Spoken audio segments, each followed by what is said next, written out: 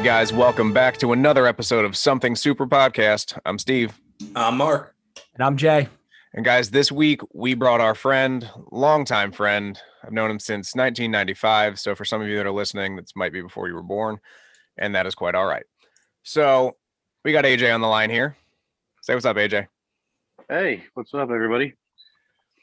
And he wanted to talk about Mortal Kombat, the new movie, the original games, the original movie that we have controversial opinions on. So let's hear it. Oh, where do you want me to start? Let's start with the newest one. What do you think of the story of, or lack thereof? I mean, it's Mortal Kombat, so they're basically just beat 'em up movies, but there's usually some kind of plot thrown in. The way I've been looking at the new movie, and I've watched it quite a few times now, just to try to put some sort of storyline behind it. It actually does kind of follow the newer video games that have come out in the past, I'll say about 10 years. But the way they started it off with Sub-Zero and Scorpion, well, at the time I should say Bihan and Hanzo, because they're not Scorpion or Sub-Zero just yet. And then Raiden comes in and takes the baby away. When I originally first watched the movie, I really thought that baby was going to end up becoming Scorpion later in the movie. Yeah, me too. All right, so I'm pretty sure there's going to be a lot of people behind that theory when they first watched it. And the only reason I say that is because he kept having those dreams and the flashbacks of Scorpion basically in hell, surrounded by flame. Yeah, for me, I thought that was the the premonition that he would eventually become Scorpion, because obviously with the first fight scene in the movie, back in the past, you knew that guy was the quote unquote Scorpion. He didn't have the the chains coming out of his arms or anything, but just the way that he worked with the blade and the rope, I really liked it. And again, I thought Cole was going to be the future Scorpion, or like he was going to get possessed by the spirit of Scorpion, whatever the hell the case was. Sadly, that did not live true, but with the armor he has, he could still become Scorpion because it looks Scorpion-ish. Yeah. Or I forget what the hell they call that shit. I don't know. Yeah, the special powers they get. Oh, fuck. God damn it. Anna? Ava? Are you speaking Ewok? Yeah, I'm speaking Ewok. Because we all know I'm the Ewok Sith now. Was it Chakra? No, it's not Chakra. It's a particular word. I can never remember the word, nor can I properly say it half the time. You can speak actual English? Sometimes, yes.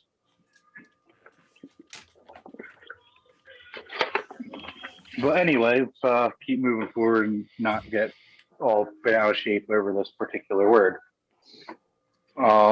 So when they're trying to figure out what their powers are, and that's pretty much what we're going for at that point. Let me get out of the spot where a lot of noises are. Yeah, I mean, honestly, I didn't really think the baby was going to become Scorpion. Like, for a split second, I was like, oh, that's the route they're going to go.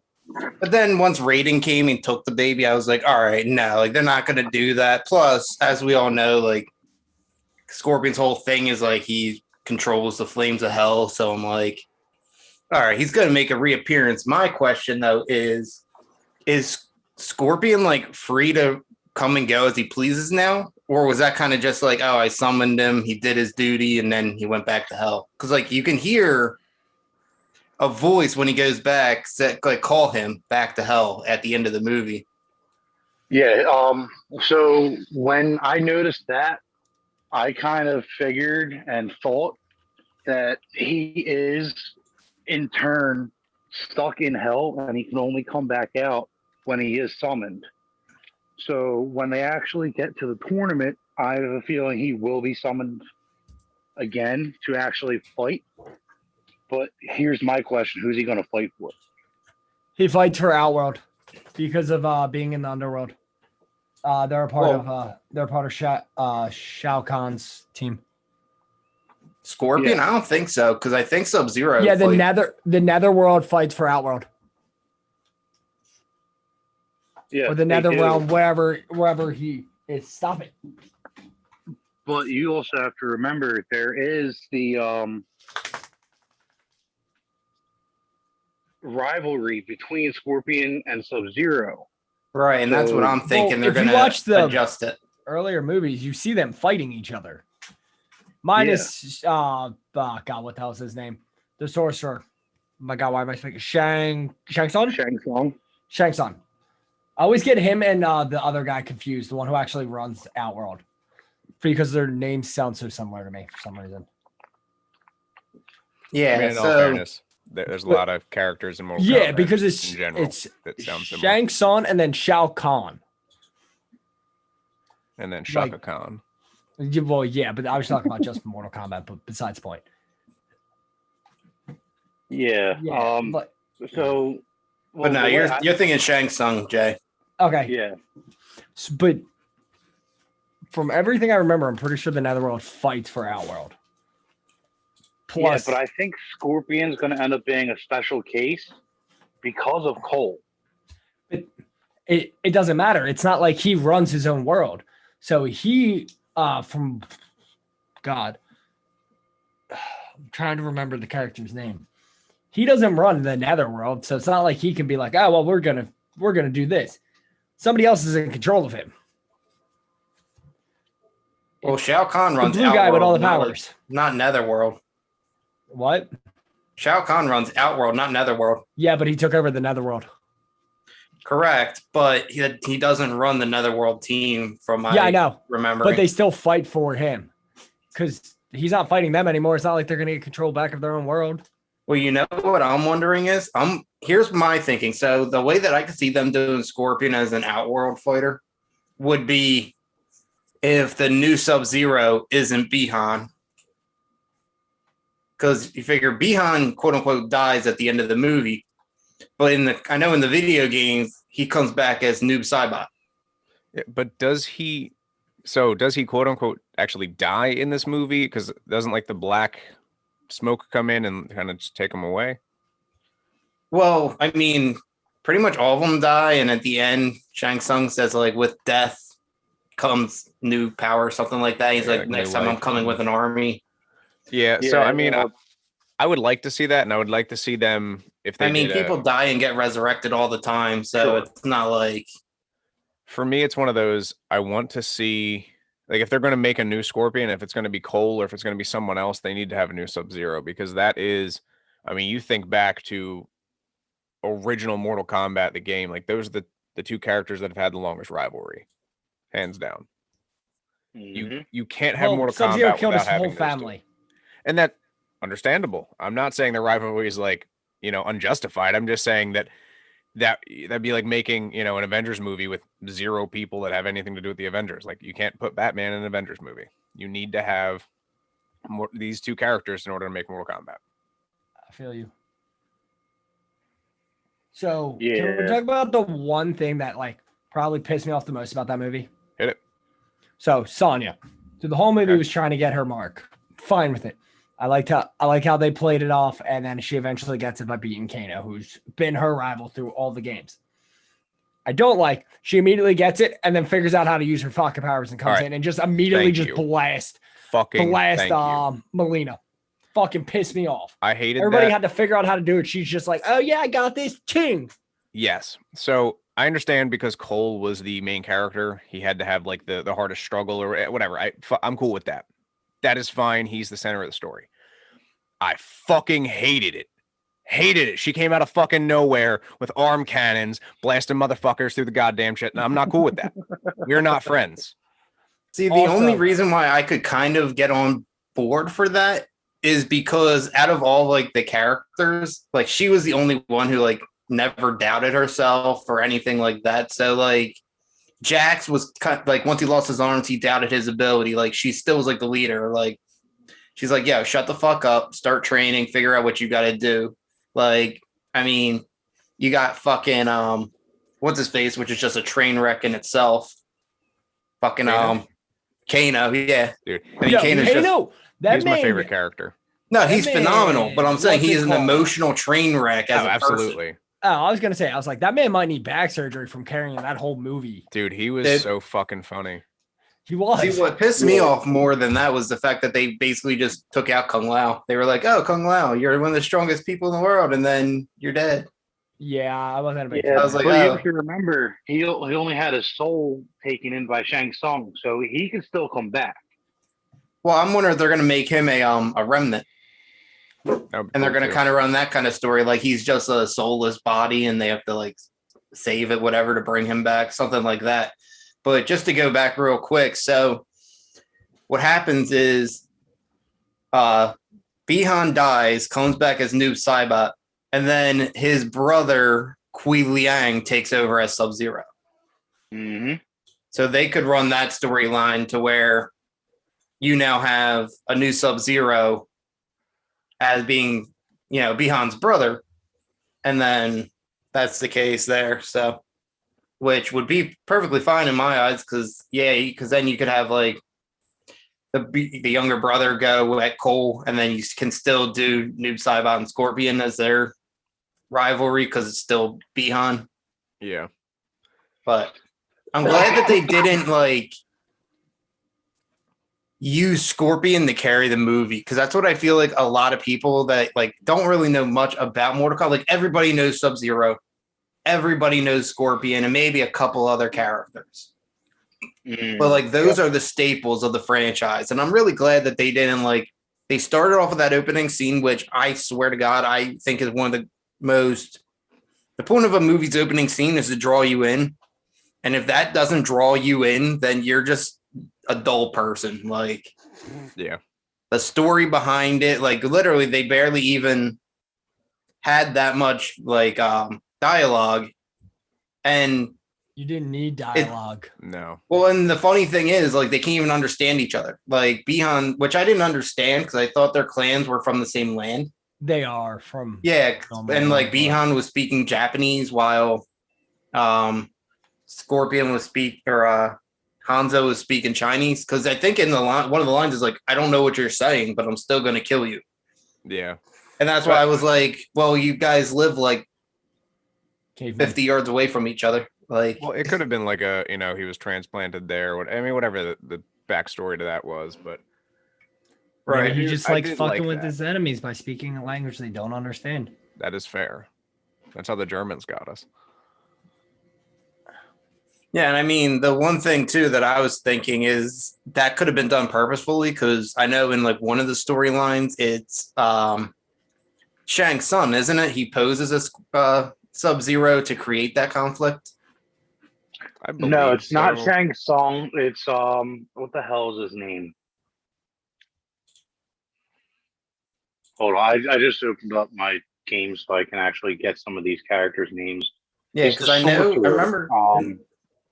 I forget. I don't know why I'm blanking on his name, because don't get me wrong, a lot of them sound exactly the same, like you guys are saying, but like he poses as.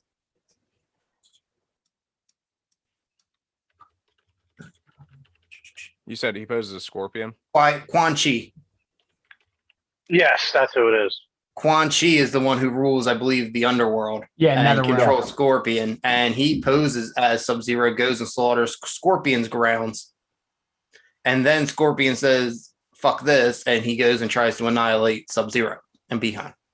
Yeah, well, that was during Scorpion's revenge. There's a lot of storylines where that's the case, because originally I think it was Sub-Zero who did it, and then the games kind of twisted it to add a new element to the story. Yeah. Well, they put a movie out that's like that with Quan. What was it? Quan Jin? Quan Chi. Quan Chi. Yeah. Yes. And I mean, honestly, the canon for Mortal Kombat changes so frequently that it's like, that's one of the only things I can think of where like there's movies and video games, and like the video games really dictate the story. Like there's a couple out there, but like this is the most prominent one that I can think of. Yeah, the video games are definitely the canon for Mortal Kombat. Uh, Um, absolutely. they do have comics, and a couple like short like series, I guess you can call them, where it goes into like backstories of each character, but they're not considered canon by any means, just because they're trying to either change it to make it fit what they want or how they think that everyone should be able to view the characters. But the video games are definitely how you're going to figure out who each character is. Um, but the thing is, throughout all the video games, you never really get a chance to see the quote unquote 10th um, tournament just yet. It's always been the story through um, Outworld trying to come in and kill all of Earthrealm's champions. Right. That's just how the way the story's been going.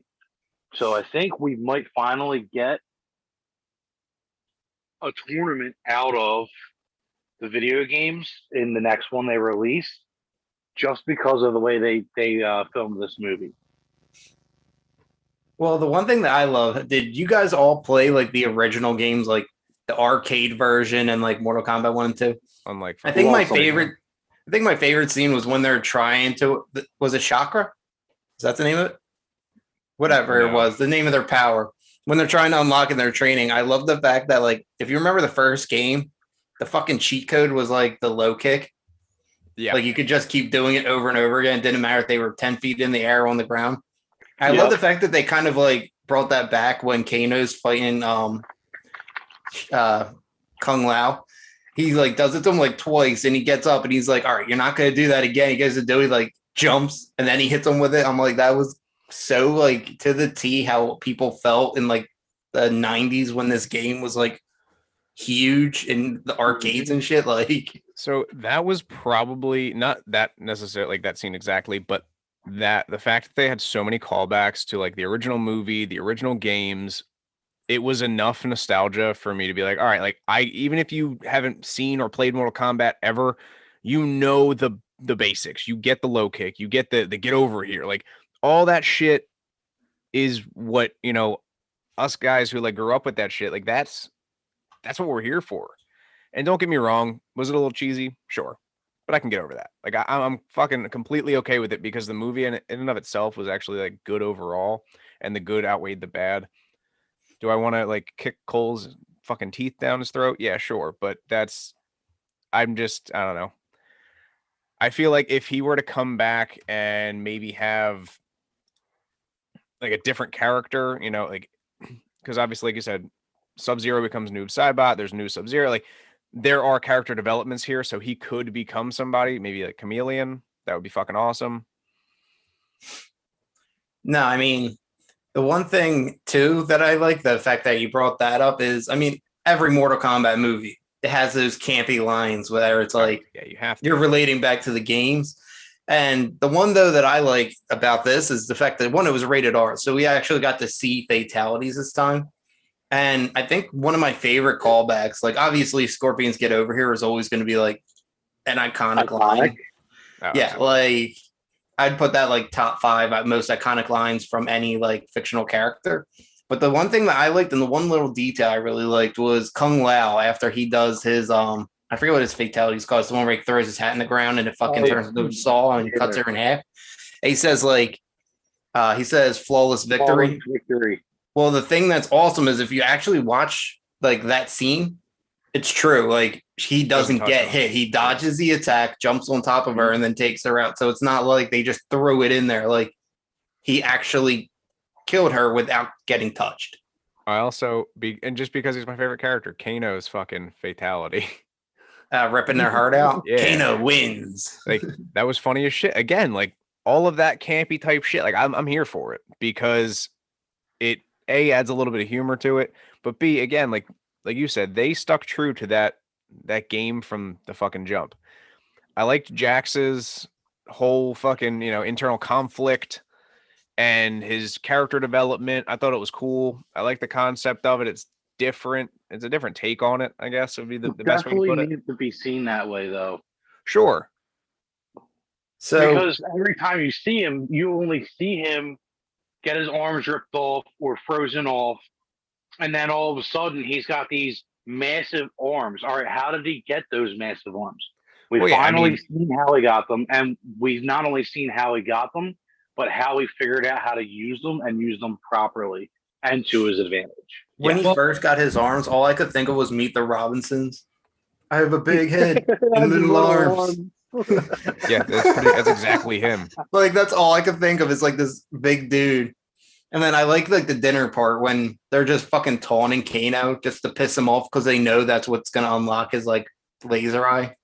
And he's like, yeah. Good. He's like, I got lasers better than fire, you pussy.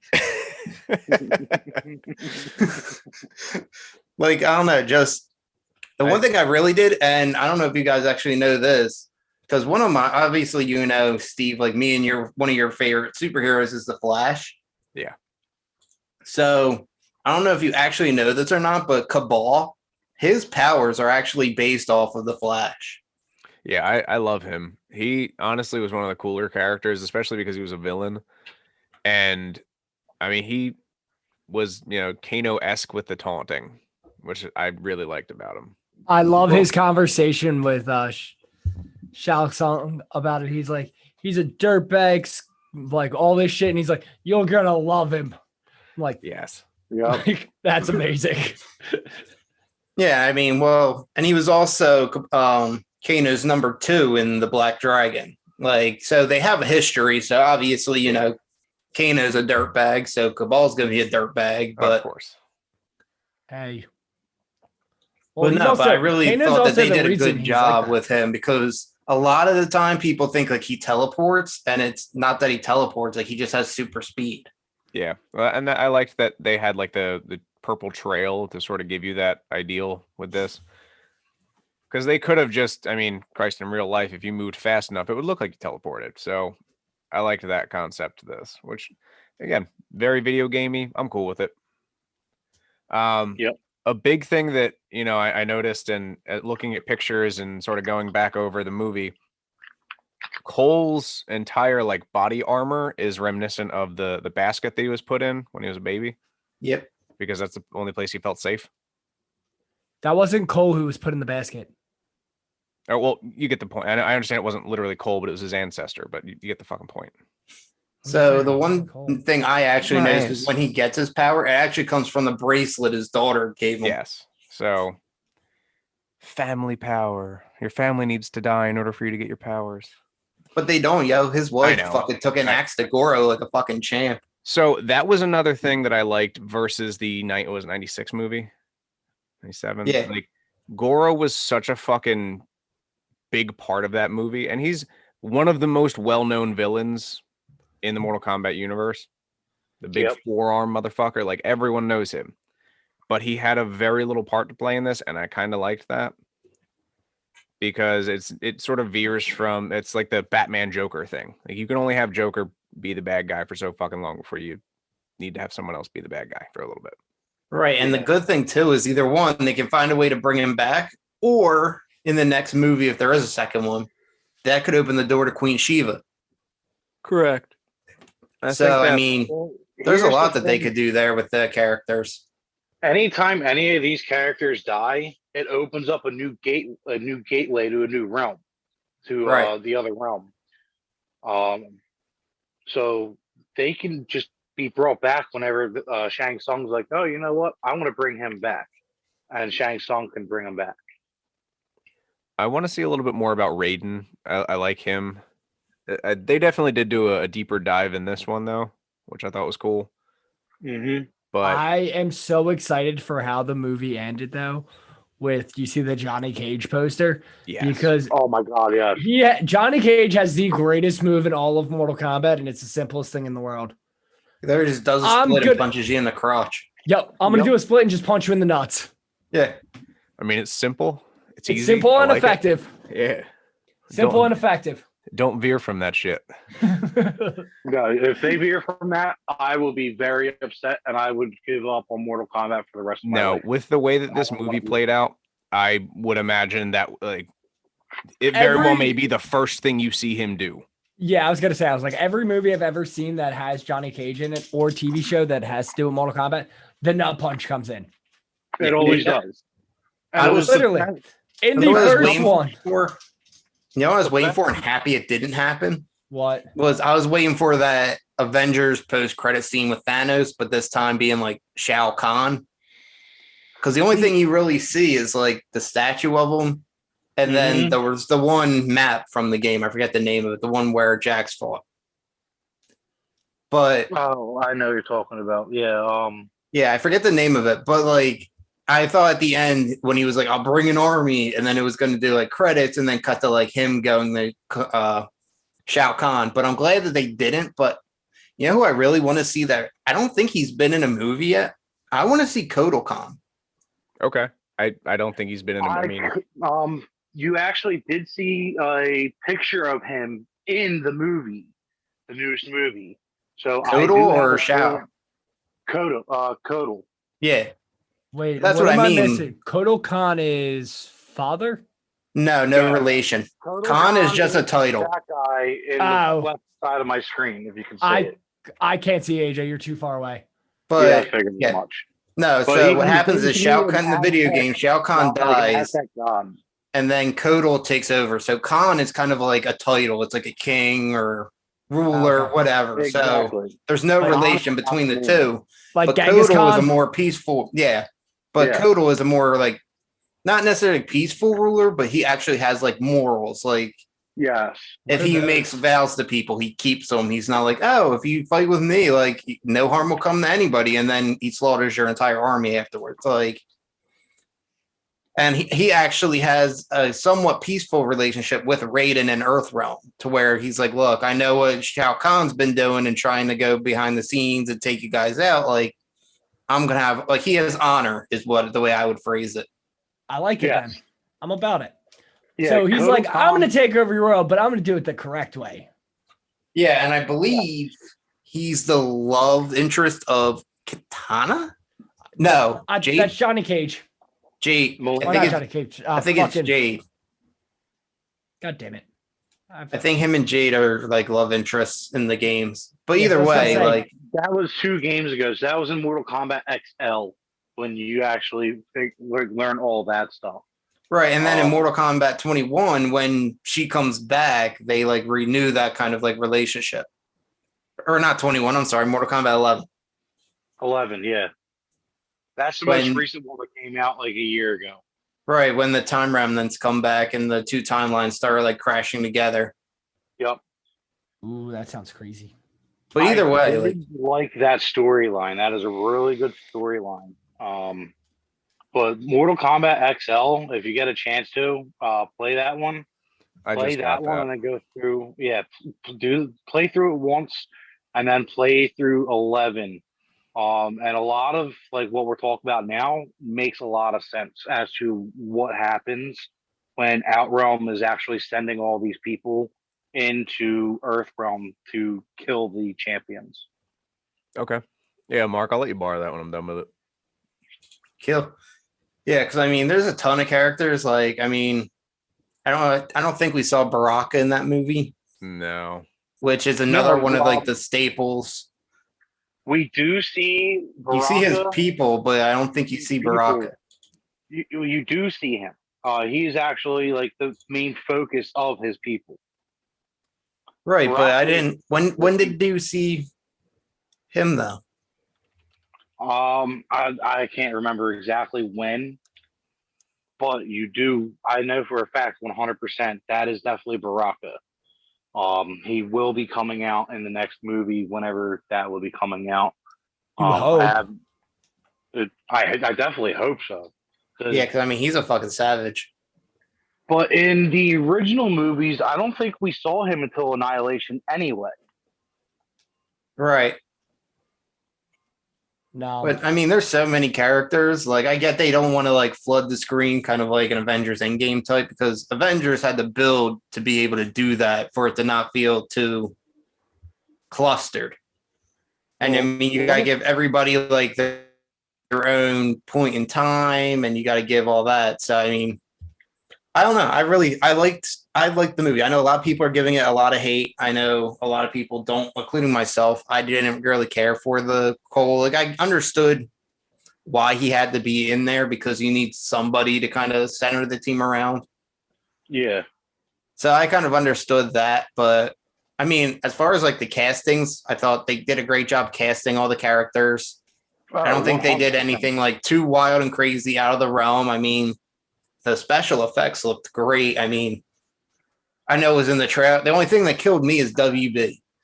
They showed all the best parts pretty much in the trailers, and I hate when movies do that. Like, I think one of the coolest parts is when Sub-Zero slashes Scorpion and then freezes his blood and stabs him with it. Yeah. Oh my God, I love that. That's what I mean. And I was like, yeah, like that's such an original like move that hasn't been seen in any of the other movies. I think it's in the game. I think he does something like that. But like, yeah, the one thing I wish they did with Sub-Zero was the weapon he makes, because like he makes like a sword out of the ice, but in the games it's an axe. Yeah. He does have the sword, but I know more he uses the axe more than the sword. It flip flops. Each game that comes out, it's either a sword or it's an axe, or you can actually go in and customize it to what you want to be, a sword or an axe. Right. And I'm probably like one of the most biased people when it comes to Sub-Zero, because that is my character, my go-to hammered nail. I want to beat your ass in Mortal Kombat. I'm going with Sub-Zero, and you can pick Goro, and I'm going to flawless victory you 100% out of the starting gate. But when they did that, that's actually like a brutality in the middle of the match, where he will slice you, and the blood does shoot out, and he freezes it, and you stab him in the back of the head or something like that. I'm waiting for more of the fatalities to come out, to be actually shown in theaters, which this is what this movie was actually about, to show us the fatalities on the big screen the way we all envisioned it after playing the video games for, I'm going to say, 27 years I've been playing Mortal Kombat. So, just out of curiosity, did you guys catch the katana Easter egg in the movie? I did. Yeah. And Nightwolf. Both of them had Easter eggs. So that's hopefully, when the second movie comes out, they drop a few more characters. I agree with you though, Mark. Like having an Endgame-esque lineup of superheroes, or in this case, combatants, like it would have detracted from the movie itself. So I think, again, even if you did a trilogy, whatever the case needs to be, like let it happen and make the last movie the final battle for the realms. Like whatever. I don't care how they end up doing it, but release a little bit here, a little bit there. Don't go too crazy. I think there was just enough characters in this to make it interesting. Right. I mean, Katana is pretty much like the Gamora of the Mortal Kombat universe. Like, basically, like Shao Kahn steals her away from her family. She's raised to believe that he's her father. Then he clones her, which is how you get Melina. Yep. And then, she finds out that he's not her father, and she turns on him, kind of like Gamora and Thanos. Well, no, No. Sister. Oh, Nebula. Yeah, so they have like a Gamora Nebula type relationship where it's like they understand they grew up together, but like they still have like a hatred for each other kind of deal. Yeah. So I think you won't meet Katana until in that universe until we meet Shao Kahn. They'll probably get introduced together. She'll probably be in his royal guard or whatever the case be. Yeah, I can see that. Either way, I'm about it. Yeah, no, I mean, I love it. And the way Liu that Kang they do will it finally was... get a girlfriend.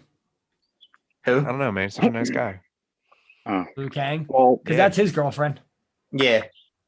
Because Johnny Cage ends up with Sonya somehow. I would pick Sonya too.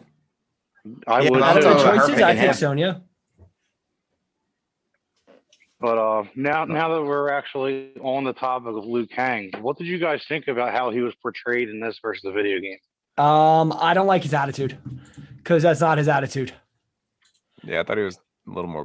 He's very bitch quiet made. in the games Yeah. and like reserved. And here he's like, he was like acting like he's the leader, and like that's not him. Yeah. Yeah, but in a sense, Liu Kang is the leader, but that's only after he finds out that he cannot avoid his destiny of being the champion of Mortal Kombat.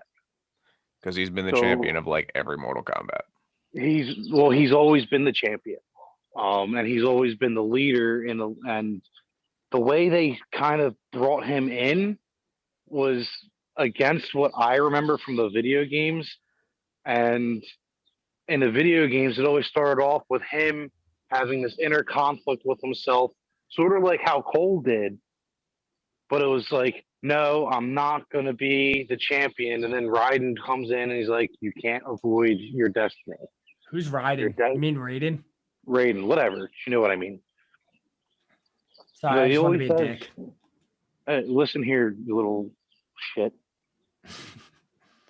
You can't call me little when you and me are the same height. Hey, you are little compared to me. I'm round. You're a fucking bowling ball.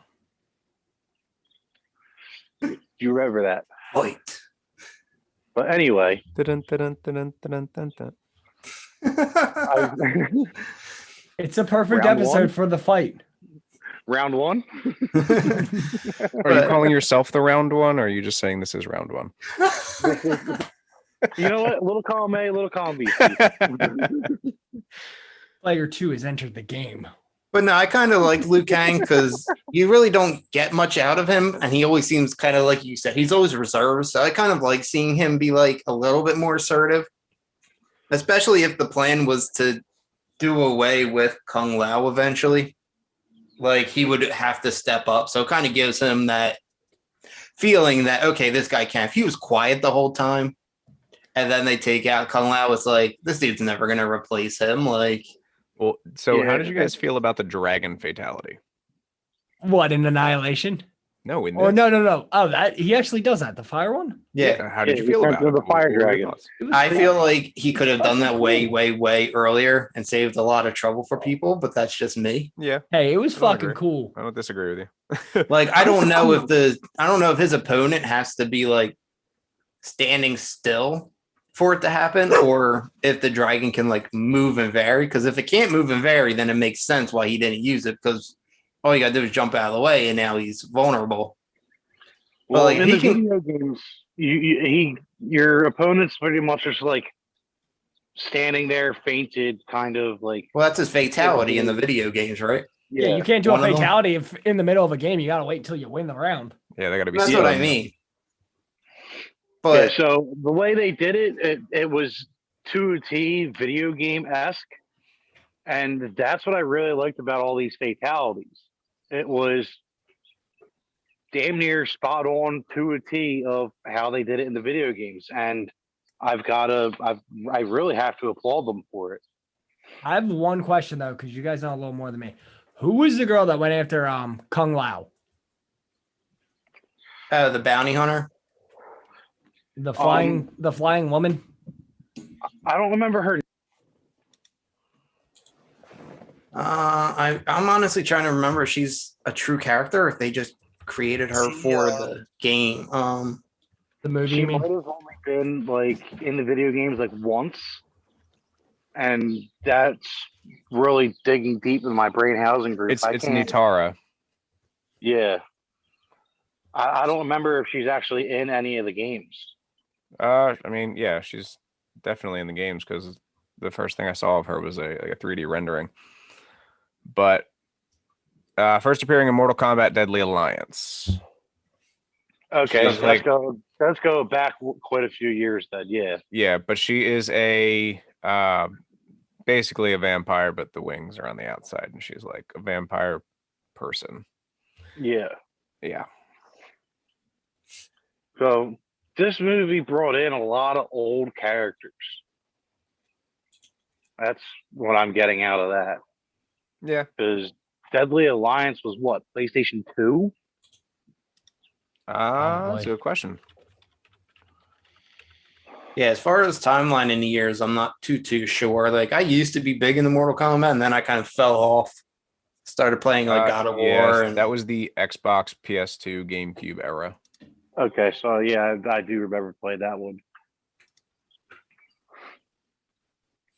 But no, I mean, as far as like the accuracy to the games, like I really did like this movie for me personally. Like, yes, every movie has one or two flaws in it, and there's things that you can change and all that. But yeah, like overall, like don't get me wrong, the original Mortal Kombat movie was great, but I felt like the sequels, like they just didn't have the special effects at the time to be able to do a lot of what they wanted to do with the game. And that's why it comes off kind of campy and cheesy. Like I know Jay, you said before we started recording, like the sequels to those ones are so bad that it makes them good.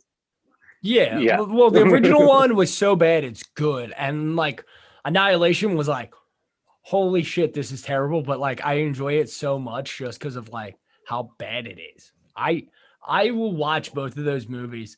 Obviously not regularly because they're bad, but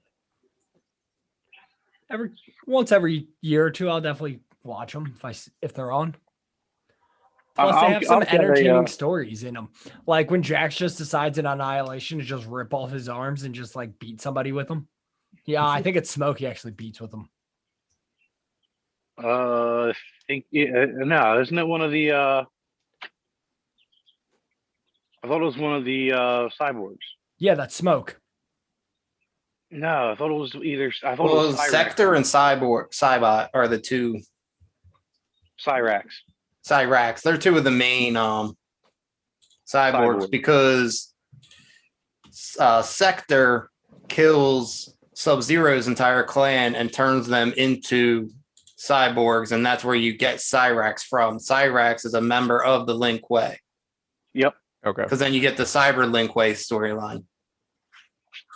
Yeah, and then in one of the video games, they actually made a cyborg Sub-Zero, which I kind of thought was weird because of the whole Noob Saibot scenario.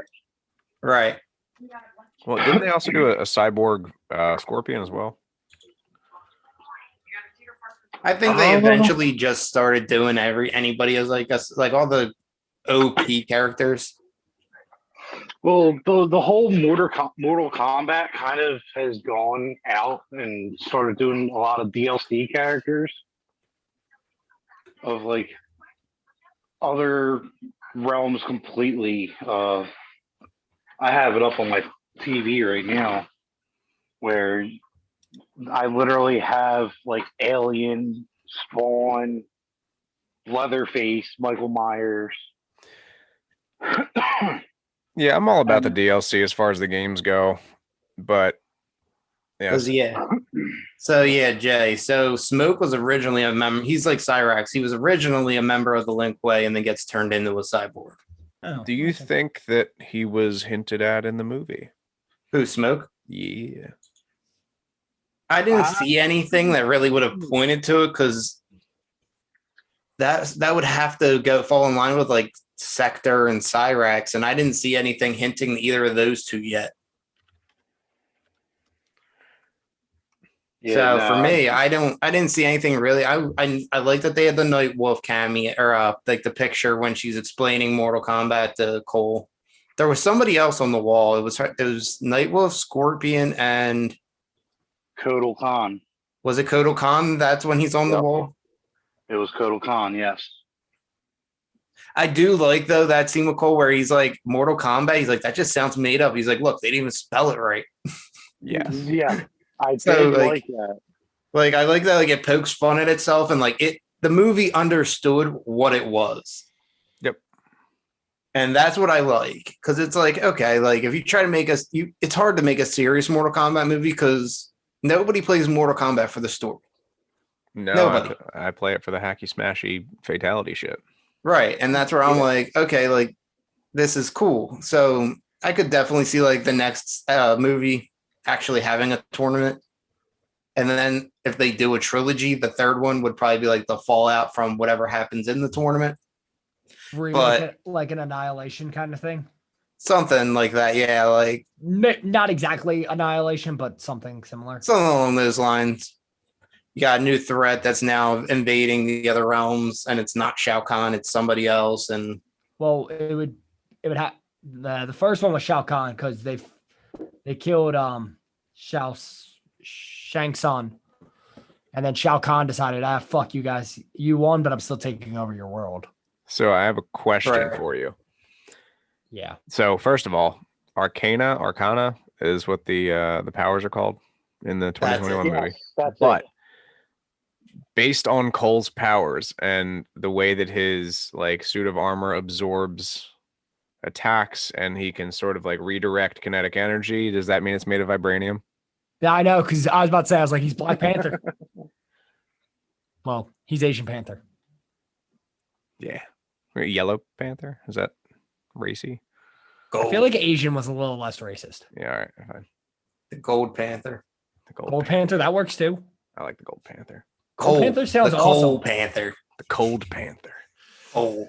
Because isn't his name Cole? Yeah, it is cold. Cold But Panther. So, I mean, yeah, I'm super excited to see if they do a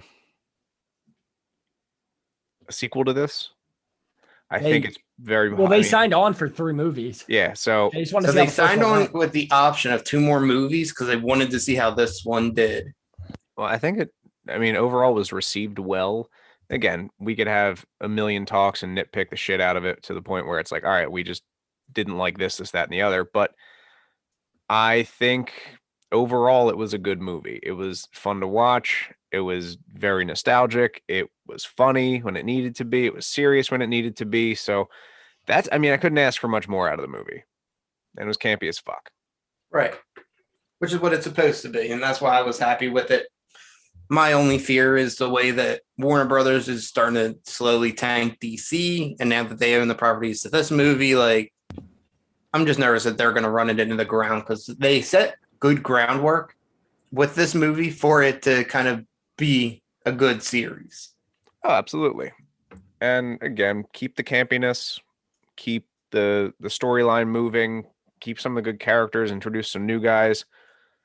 I'm completely okay with this. I'm ready to watch the second one. Yeah. Just need to see the Johnny Cage not punch. Yeah. Only thing I ask. I can't even argue that. I would love to see that as the opening scene to Mortal Kombat 2 of Cole walking up to him and him saying, "Hey, I need your help," and then them getting into a bit of a tuffle, and Johnny Cage just drops down into a split and uppercuts the hell out of Cole's nuts. Would be amazing just for it to be go down like that. What if there's not even a scrap? What if he's just like, "Hey, I need your help," and then wham, right in the nuts? Yep. That's how I actually respond to everyone that asks me questions. I'm sorry.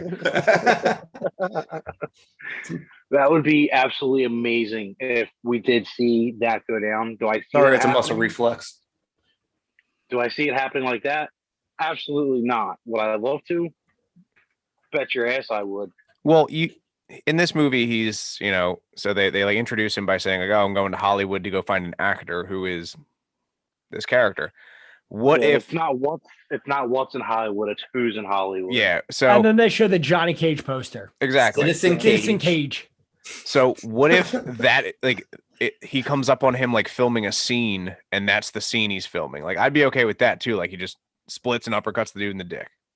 That would be more believable to happen in the way that they're gonna go. So he's like, "Oh, what's that? Oh, it's just, it's my like finishing thing on the screen. It's my finishing move." Yeah, because I mean, he really is like a martial arts prodigy in the games. Like, yeah. But no, I mean, I think that there's a lot that they can do with a lot of characters that they haven't shown yet. And it's going to open the door to bring in the ones that we have seen that maybe died and then bring in more that we haven't seen. So I'm hype. Yeah. Yeah. There's just because of all the different storylines that are in the video games, there are so many different ways they can take this. They can take the Shao Kahn way. They can take what I think they're going to do is they're going to take it the Kotal Khan way because they had the Kotal Khan picture on the wall when Sonya was explaining Mortal Kombat. They can even go the Shinnok or the time lapse. And then I'm completely missing out on 2, 3, 4, 5, 6, 7, 8, and 9. I'm just going off of the last video games I actually played. Right. So yeah, I mean, if they do the Shinnok way, then Noob Saibot's definitely got to be a big player in that. So Yes, 100%. And if they go the Shinnok way, I'm looking at it right now. I've got Triborg, Sector, Cyrax, and Smoke going on right here. We've already seen Quan Chi. So Quan Chi is in this game. So I think they might go the Shinnok way because of Kotal Khan, Quan Chi, and how everything else is gone about with what they portrayed. Because Cole is not in this, but they have another character very similar to Cole, and his name is Takeda. okay. But they also have Cassie Cage and Jackie Briggs, who are. Well, you probably won't see them until like the third one because we haven't even met Johnny Cage yet, so you can't bring in his daughter without him and Sonya getting together. Unless they're already divorced and have a kid. I mean, that's possible, but I don't know. It just feels too weird if it's like, hey, I got to go find this guy when he already knows Sonya. Yeah. Yeah, that's funny. You know what I mean? Like, you would think Sonya would have like mentioned him to him when he's like, we need to find Earth's champions. And it's like, oh, well, I know this other guy. I got a guy. Yeah, I got a guy for that. You need a champion? I got a champion guy. Yeah, he has a weird birthmark. Looks like a dragon. But yeah, I mean, that's pretty much all I have about it. I mean, just can't wait to see where they take it going forward. Yeah, as far as Mortal Kombat goes, that's really all I've got. I'm sure before the next movie comes out, I'll, re-up and finish some other games and maybe rewatch some movies. But for now, I am at an impasse.